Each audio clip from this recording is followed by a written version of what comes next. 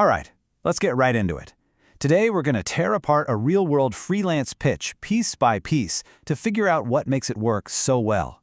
By the end of this, you're going to have a powerful blueprint to help you land your next big client.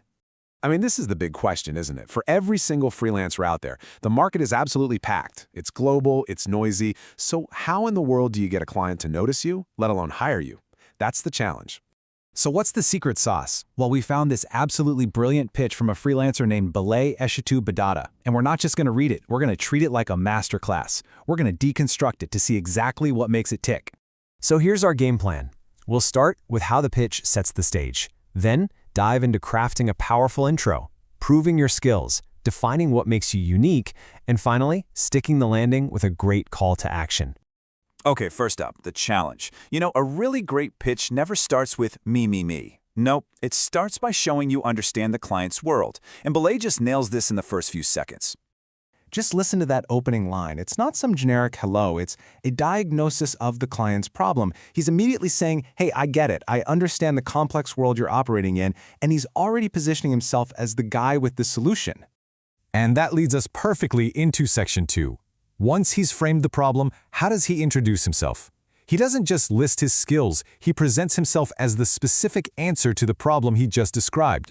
He builds his whole identity on these 3 simple pillars. First, who he is, 3 clear, strong titles. Second, what he does, and he boils it down to 1 powerful mission statement.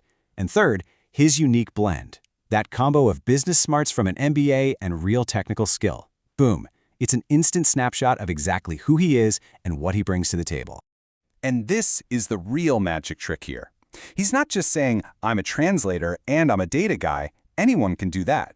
He's showing how those 2 things combined to create something way more valuable.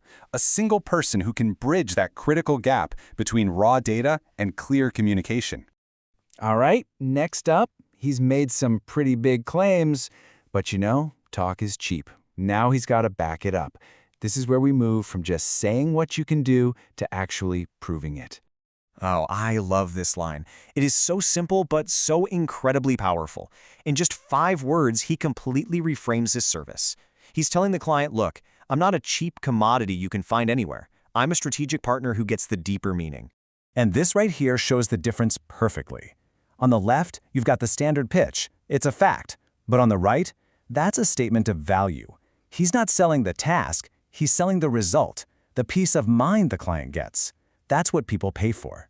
And then he does it again.